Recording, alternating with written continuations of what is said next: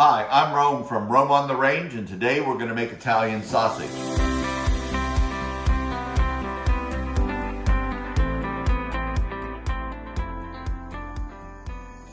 So we're going to start out with a pork butt, and we're going to cut this up into some smaller pieces so that we can put it into the grinder. The process that we're doing today is going to be the same for any type of sausage, whether you want to do Italian sausage or whether you want to do Polish sausage, whatever. The process is basically the same. Some of the things that change are the size of the grind and the way that the sausage meat is mixed together with the spices. Because mixing more sort of binds the meat together, and you get a tighter, more rigid type texture, where when you mix it just a little bit, it gives you a more loose, like the traditional Italian sausage. So we're cutting this up first.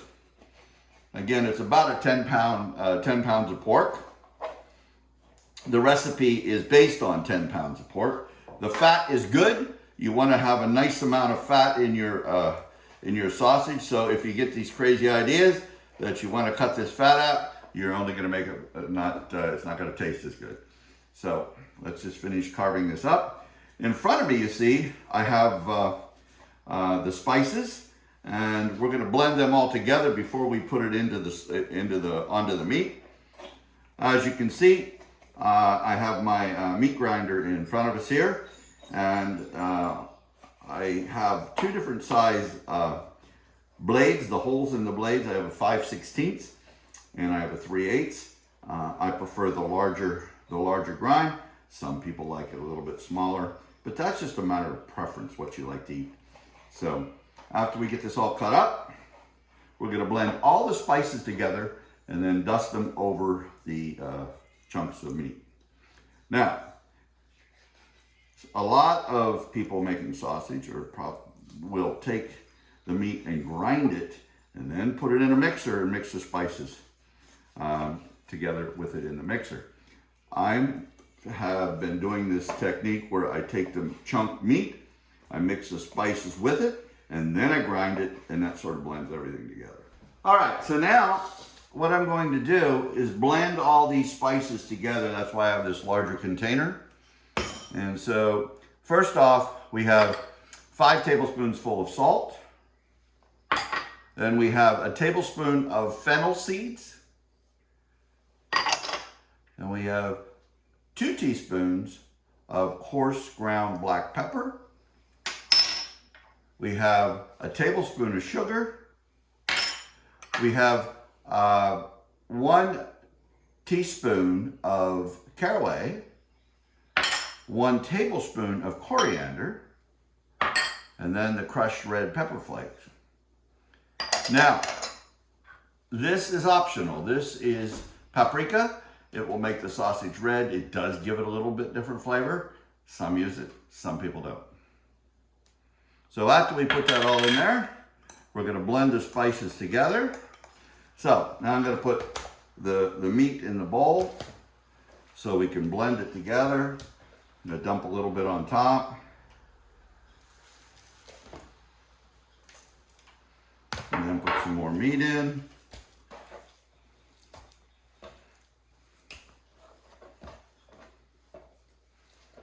Bring that over. Put the rest of the seasonings on top. And then I'm going to take and just sort of work it through.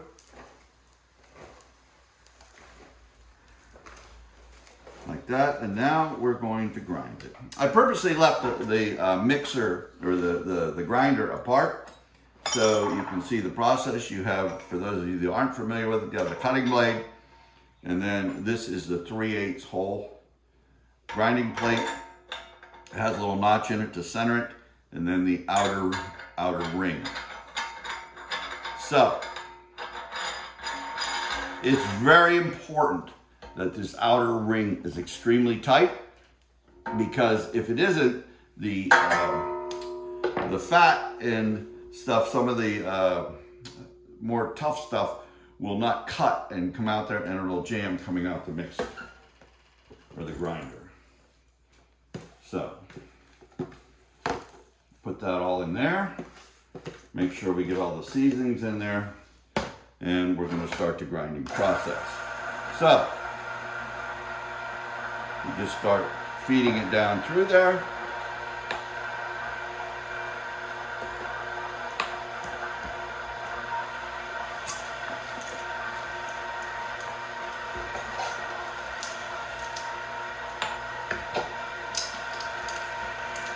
You see it's coming out very nice, and it blends all the seasonings in together. And it doesn't take long to grind. It's not a very big grinder. It's a number 8 grinder, and it really doesn't take a lot of time to do it. So you're gonna get all that seasoning that's left in there, and you can see I have 1 pint of water. It's ice water, and I'm just gonna pour that through. Clean out the blade a little bit. That'll all come out the end.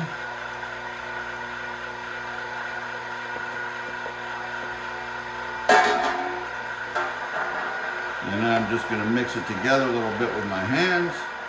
And there we go. The next process is to stuff it into the casings, and we'll be back in a second to do that.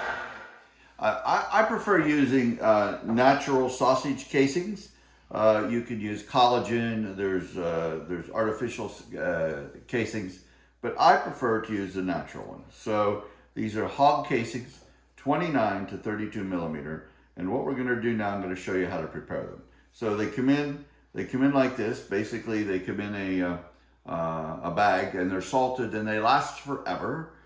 They don't go bad. I actually have had them for years, as long as they're kept in the salt. So anyhow, we're going to go over to the sink, and we're going to put water in the casings to expand them. Use cold water, and it's just like filling up a hose. As you can see. And then we're just going to take the water right through, and that expands the casings. Now, if they were really dry salted and they weren't moist, I would let them sit in some water for a while to soften them up. But basically that's it. And there we have 1 length of casing. So we'll go back to the sausage stuffer, and I'll show you how to put it on the stuffing tube. I think it will anyhow. Sometimes it's a little bit difficult, but basically that's it. You put it on, try to keep it centered in the tube while you're sliding all that casing on the tube, and it's really quite simple. Don't want to get any knots in them.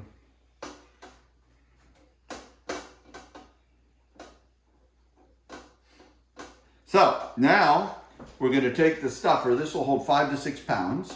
We're going to take the stuffer, and I like to just tilt it back. There's different types of stuffers. This is a vertical. You can get horizontals. I like this method much better than stuffing through a mixer or the grinder, because there's actually attachments you can put on the grinder and stuff them through that. So we're going to fill the tube with our sausage. Okay, so we have the meat in the stuffer and the casing on the tube, and you can see what we want to do first is start it out a little bit to get the air out of it, and I'm going to take that little piece and put it back around there. And now we're going to bring one out. We're going to tie the first piece off. So what you could do this however you want to do it. If you want to link it in links or long sections, you can do whatever. And this process is actually easier with 2 people, but you just sort of feed it through, and when you get to the size where you think you want, you just pull it and give it a twist, and then you drop the crank.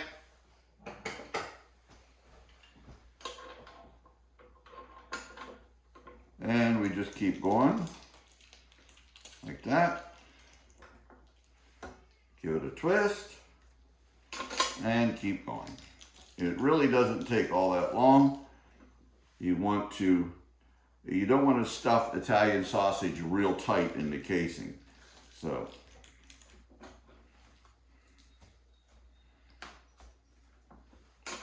So that's basically the process. And if you wanted to go longer, you just let it go. Like you can make a longer one if you want, like this. See, it's very simple. And again, twist it off. Now we are cooking some of the sausage that we just made. You can see what approximately 10 pounds of pork yielded this much sausage. Looks great, but the key is going to be what it tastes like. So we're going to taste it after we're cooking it. There's several methods of cooking it. You can just fry it slow in a pan, and you do it to fry it slow and low, or you can put it in your pasta sauce, your red pasta sauce. Some people even bake it in the oven. So there's many ways you can prepare it, but we'll be back here in a little bit and we'll taste the final product. Okay, you can see our Italian sausage is nicely browned.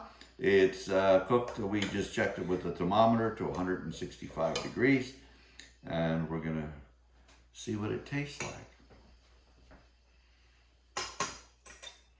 Let's see if we were successful today or not.